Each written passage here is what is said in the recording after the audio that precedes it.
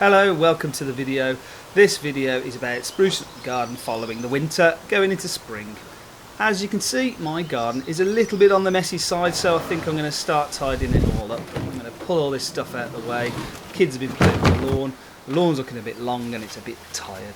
So what I think I'm going to do is I'm going to give it a bit of a mow. First of all, I'll go into the shed. I'm going to look for my lawnmower. It is a colossal mess in here. I will get around to tidying this at some point. Pretty sure the lawnmower is in here somewhere. Yep, there it is. So let's get that out. Too much of a mess. Or more of a mess, rather. Right, so I'm going to get the lawnmower on the lawn. I'm going to give it a once over, make sure that it's in working order or relatively good working order. Definitely check the bottom, check that the blades are sharp. It's really important to make sure that the lawnmower blades are sharp. I'm going to plug it in. I'm going to check the cable. It's very important to check the cable, especially after it's been sat in the shed over the winter. I mean, I've had mice in there in the past and they do like to gnaw away at the cable, so just make sure that there's no exposed wiring or anything like that. Once I'm happy, I'm going to plug it in and I'm going to get mowing. Before you actually start mowing, it's always a good idea just to have a little look around on the grass, pick up any stones or any objects that may damage the blade. Once you're done, set the depth on your lawnmower to somewhere in the middle just to start with. You can always raise or lower it a bit later on. And just go around the edges to begin with. Now, I'm not particularly too fussy about the grass, as long as I kind of get it short enough to be able to make the place look a little bit neater. A nice little cinematic shot there for you. Worked really hard on that one. In my lawn, I've planted quite a few spring bulbs, such as crocuses and daffodils. A lot of these are still in leaf right now, so I am going to mow around these because they're still pulling the goodness into the bulbs, and next year I'm going to get some awesome flowers. Now, because I'm using a grass box, it's going to fill up, so I'm going to need to empty this. I'm going to divide these grass clippings into my 2 compost bins rather than sticking them all in the one. That way I can spread out the grass clippings within the compost evenly. Once I've done that, stick the grass box back on and I'm going to carry on mowing. Now, I'm going to take the mower right close up to the border as it helps give it a good tidy finish. Towards the back of the garden, I'm going to leave the area largely unmown. This does encourage wildlife and insects into your garden, which is what you want really. So all I'm doing here is essentially mowing walkways into the grass.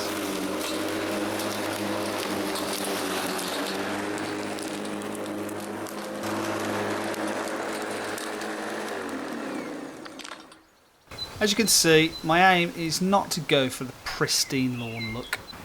This year I've noticed quite a few sycamore seedlings that have just started to germinate in the lawn.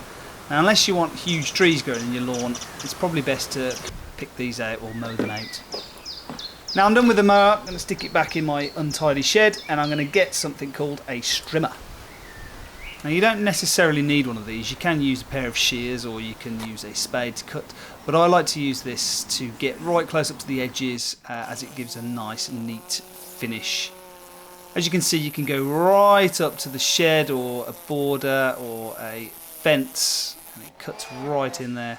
The only issue with this is that there's a little cable in there which whips the grass around. It tends to break, so I've taken it apart and I'm going to pull it out and have to pull it through.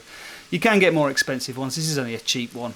I don't think I paid more than about £20 for this thing, which is probably, not a good idea in the long run, as I'm spending more time fixing this damn cable thing than I am actually using it. All fixed now, back to the edging. What I tend to do with this thing is I like to put it on its side and I like to whip across the border's edge, and it gives it a nice, sharp, clean cut. It really does make the border look really tidy. As I said before, you don't necessarily have to use one of these things. They can be quite dangerous, but if you've got long shears that you can use, they're usually quite good as well. But this just gets the job done a lot quicker, unless that cable breaks, of course. As you can see, it makes a huge difference to the tidiness of the edges.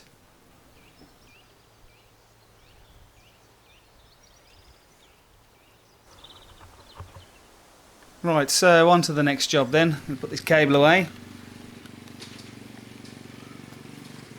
As you can see, the borders are quite tired. There's a fair old bit of last year's growth and some weeds and grass growing in through my spring bulbs. Two tools you'll need then is a Dutch hoe on the left and just a normal trowel. They're very inexpensive items. You can pick them up from any garden centre for less than 20 quid.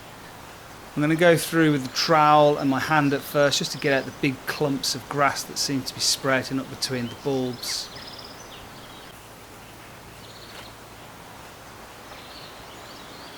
But you can spend as long as you really need on this sort of task. You can get every last little weed out if you like. I tend to just haphazardly go around grabbing any little bits out here and there just to kind of make it look a bit tidier. Then I'll go over with the Dutch hoe just to kind of turn the soil over a little bit and chop out any weeds that might be there.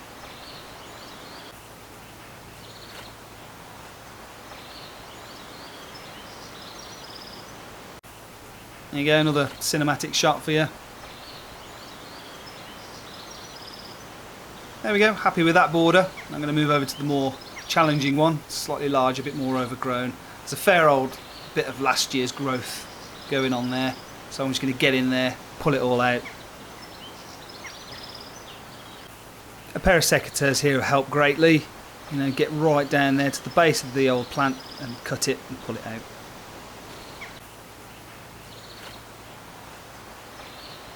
So to see the transformation take place a little bit quicker, so you don't fall asleep, I'm going to speed this up a little bit.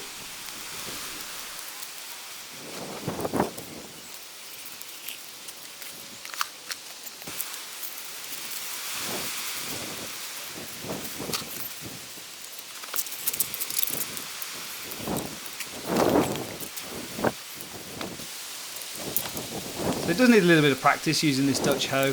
There are some seedlings and small plants that are starting to grow now through this border, so you want to be really careful not to hit those, so just take a lot of care when stabbing away at the ground with this thing. So I've probably only really spent about 8 minutes on this bit of ground. It's already hugely transformed it, 10 times better I think. There's a couple of shoots coming through, I believe that's peony, some bleeding hearts, and also some echinaceas coming through that I planted last year. Hopefully they'll come through much nicer this year. And there you go, 10 minutes worth of work and the border is infinitely nicer. What I'm going to do now is I'm going to stick some mulch down. So I've just got some general purpose compost I bought for about £4. Now the idea with this is to not spread it thinly. You want quite a thick layer of compost just to mulch over. This prevents any weeds and it also gives the soil some goodness. So I'm just going to empty it out and I'm just going to hoe it out a little bit, spread it round, and that way the plants should get the nourishment they need to help them grow, and it also acts as a barrier to keep these weeds back. And there we go. I mean, that's probably taken me about half an hour just to mow the lawn, just a quick once over and to tidy up 2 borders. You know, half an hour, it's a good little bit of fitness, it's good for the mind, and it's a huge transformation. And there we go, my first video complete.